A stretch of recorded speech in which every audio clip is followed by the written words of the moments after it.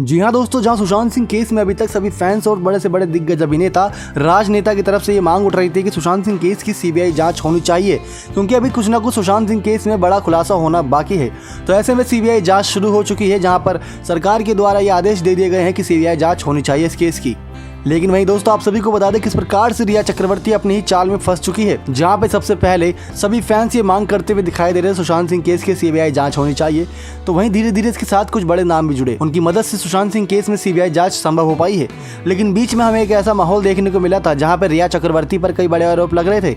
लेकिन जब रिया चक्रवर्ती ने ही ये मांग करी थी कि सीबीआई जांच होनी चाहिए सुशांत सिंह केस की, तो ना जाने उन्होंने कौन सी बात सोच के ये बात बोली थी कि सुशांत सिंह केस की सीबीआई जांच होनी चाहिए, क्योंकि उन पर ही कई बड़े आरोप लग चुके हैं। उससे पहले सुशांत सिंह के पिता ने उन पर आरोप नहीं लगाए थे। इसी वजह से रिया चक्रवर्ती बचती हुई दिखाई दी थी। और ऐसे में जब रिया चक्रवर्ती ने उस समय पे सीबीआई जांच की मांग करी थी, तो सभी सुशांत के फैंस रिया चक्रवर्ती का सपोर्ट करने लग गए थे कहीं ना कहीं। लेकिन जब सुशांत सिंह के पिता ने पटना के एक पुलिस थाने में जाके बड़ा खुलासा किया कि रिया चक्रवर्ती किस प्रकार से मनी लॉन्ड्रिंग करती थी, यानी कि किस प्रकार सुशांत सिंह के साथ फ्रॉड किया था और उसकी साजिशें थी, सुशांत सिंह को अपनी जान लेने के लिए मजबूर करा था उसने, उसके बाद से रिया चक्रवर्ती फंसती हुई दिखाई दी है।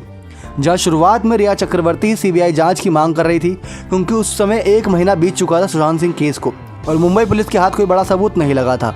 तो ऐसे में रिया चक्रवर्ती ये सोच रही थी कि अब नेपोटिज्म का मामला चल रहा है तो कहीं ना कहीं मैं बच जाऊंगी। इसी वजह से तब रिया चक्रवर्ती ने मांग करी थी।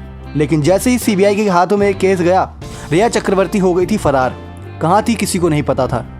उसके बाद जब ईडी ने उनको ये समन भेजा कि उनको 7 तारीख तक अपने बयान दर्ज करवाना है, तो ऐसे में कहीं ना कहीं सरकार के इस फैसले से डर खाते हुए रिया चक्रवर्ती ने अपना बयान दर्ज कराया। लेकिन किस प्रकार से रिया चक्रवर्ती अपनी ही चाल में फंस गई। सीबीआई जांच की मांग कर रही रिया चक्रवर्ती, जब सीबीआई जांच शुरू हुई तो ऐसे में रिया चक्रवर्ती ही गायब हो गई थी। लेकिन फिर भी पुलिस ने उनकी लोकेशन ढूंढ निकाली और फिर उनको समन भेजा गया कि आपको 7 अगस्त तक अपना बयान दर्ज कराना है। लेकिन उसके बावजूद भी वो अपना बयान दर्ज करने के लिए राजी नहीं थी। उनके वकील ने यहाँ तक कह दिया था कि वे एक गैर कानूनी है, उनका बयान नहीं दर्ज किया जाना चाहिए था। लेकिन ऐसे में दोस्तों, किस प्रकार से रिया चक्रवर्ती अपनी साजिशों में फंस चुकी है पूरी तरीके से। भले से ही क्या बातचीत होती है पुलिस और रिया चक्रवर्ती के बीच में, क्या ऐसी बातचीत हुई सीबीआई जांच और रिया चक्रवर्ती के बीच में जब उनका बयान दर्ज किया गया, ये बात अभी सामने किस प्रकार से नहीं आई हो। लेकिन रिया चक्रवर्ती की साजिशें उन पर ही भारी पड़ती हुई दिखाई दे रही हैं। जहां वो सोच रही थी कि सुशांत सिंह केस में आसानी से निकल जाएंगी, क्योंकि मुंबई पुलिस का साथ शायद उनको मिला हुआ था। ऐसे में सुशांत सिंह केस में जैसे ही पटना पुलिस ने अपनी शिरकत करती हुई दिखाई, तो फिर रिया चक्रवर्ती शिकंजे में फंस चुकी है। नेक्स्ट 9 लाइव की रिपोर्ट।